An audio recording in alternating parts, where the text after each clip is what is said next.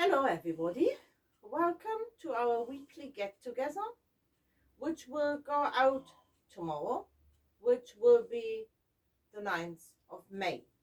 That has some importance, and the aforementioned importance will be revealed in the due course. The title I would like to give this vlog is Memory and Memories. No, it's not a lament of my dwindling memory. I don't think it's got that much worse. Or maybe I've just forgotten how good mine was once. But it is how we deal with the past, and how in our dealing with the past we can influence the future. I somehow feel compelled to be able to say something on that subject because I'm actually a trained historian, and historians obviously, per definition, deal with the past. I also have been and am a person who has kept professional diaries because my philosophy always was, especially when I was still teaching German as a foreign language, that you are entitled to bore people, but please not with the same subject matter twice. Normally, after some time, I throw these diaries away because they are sketchy notes and they wouldn't mean that much to me if I reread them. I've also kept notebooks, and I have a plethora of those which I actually hold on to. But what sort of increasingly this year has turned up in my calendars were sort of anniversaries. For instance, on the 26th of April, we had the 35th anniversary of the disaster of Chernobyl. Now, I thought I'm an old woman because when I hear these things and I think they were part of my lifetime, they influenced my world, my thinking, and it is something I lived through, then I'm almost feeling historical or historic. I never know the difference between the two. And this is also the significance why I actually stressed the date of the 9th of May, because on the 9th of May, and this is especially for the Doncastrians, was in the year 1941 the worst air raid attack on this town. And I'm reading just a bit from the information material. On the 9th of May 1941 is commonly regarded as the night Doncaster suffered its worst bombing of World War II, with 16 people killed and 73 injured. 13 houses were blown up and more than 400 other houses were damaged by the blast of an explosive mine which was dropped by parachute over Bowlby, and 19 of the houses had to be demolished. Western Road took the brunt of the damage when it was struck at around midnight.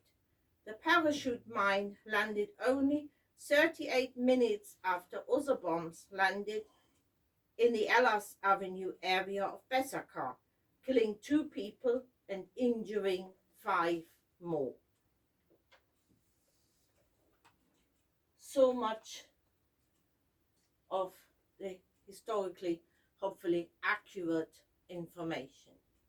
We remember these people fleetingly, and we remember other people from other catastrophes. And to the people affected, it doesn't mean it is comforting that only 16 people died, because those are 16 lives lost and 16 people who probably were important, most likely were important, to the people around them. Chernobyl is another one which has obviously killed people and had killed statistically many more. Let's compare those two and say which one has the worst effect on it. And we're starting to move into territory of superfluous questions. But what also brought that home to me is that we have very few dates where we actually commemorate something good. There is not a day of national laughter. There is not National Smile Week, and if it was only to make the dentist switcher because you should get your teeth repaired or buy more toothpaste. There is very much, we deal with history and the past as if something which should be painful. And increasingly, I ask myself, yes, we should learn from the past to feel compassion. We probably, at one point, this is my indelible hope and my utopia, and probably the thing where I will be proven wrong. We should be learn that wars aren't necessary, that disasters shouldn't be inflicted on other people, because there is enough disasters we can't prevent. But that is not all what memory is. So let's dig a bit deeper and ask ourselves how we actually deal with memory and with commemoration as a whole. I will remain with the memories, and memories often, when we speak about our memories, we think of people who no longer share our lives. And some of them made such an impact in our lives. Some of them were even so destructive that they can actually work in a negative way, way beyond their death. Some people gave us good memories, but still thinking back might be actually a bit painful. Now, I don't mind the bit painful bit, because there is also a lot besides the bit painful. And I can't explain that well, but I once came across something in literature which probably illustrates the point I'm trying to make. And I don't believe in heaven, but I picked the book up. I didn't know anything about the author or the book beforehand, and I couldn't put it down. The book is called The 5 People You Meet in Heaven, and it's by Mitch Albom. Dancing with Memories is probably a tall order for quite a lot of people, and with some people we will have memories we can't dance with. It is sometimes difficult to remember something good about certain people, and there are people who have been that damaging to our lives that their negative influence will go way past their death. These are facts we have to accept.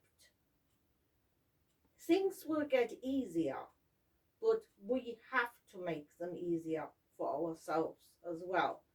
And with some people, it is literally drawing a line under the whole affair.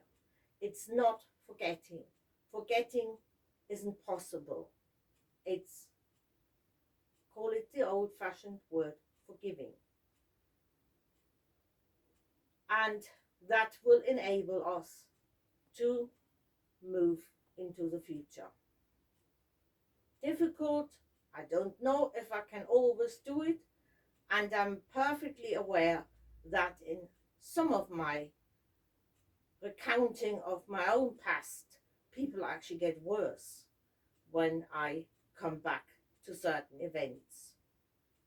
that I do realize that they get worse also makes me probably slightly less susceptible to take myself and my hurt, past and present, too seriously.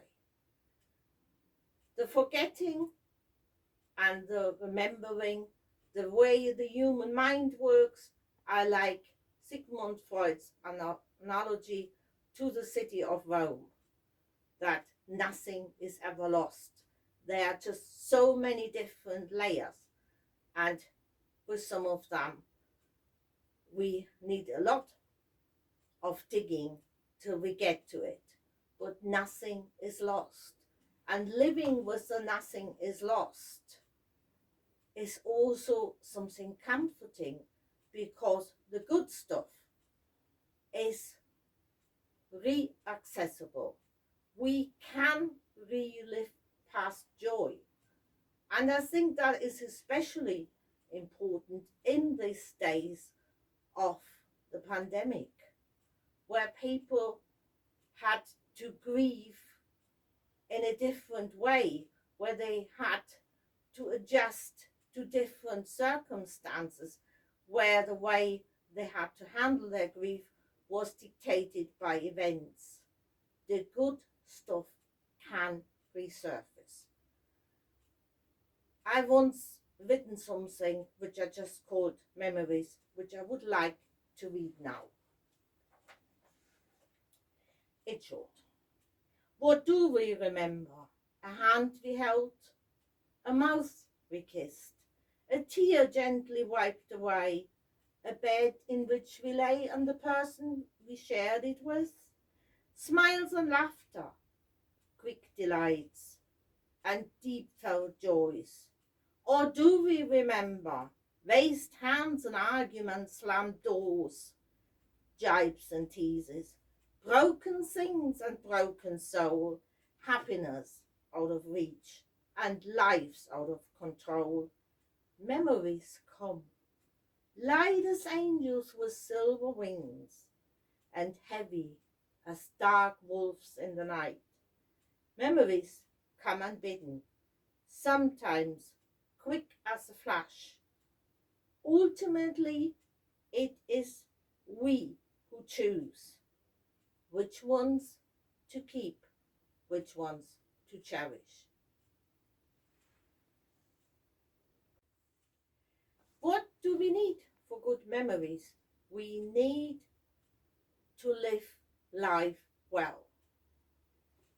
Even in times of pandemic, I nearly said it in a plural, I don't wish on a second one. Even in these difficult and challenging times, we are called to live life well. We are built to live life well. At least that is something I believe in. How do we do it? There's many recipes for living life well. And this is a little one which comes actually from a French tourist office brochure. You find wisdom in unexpected places. Obviously, is an English translation. Take time to play. It is the secret of everlasting youth. Take time to read. It is a source of knowledge. Take time to love and to be loved. It is a grace from God. Take time to make friends. It is the way to happiness. Take time to laugh. It is the music of the soul. Take time to think. It is the source of all things done. Take time to give. Life is too short to be selfish. Take time to work. It is a price of success. I think there are a few suggestions for everybody in here. I take my time now to shut up. God bless everybody.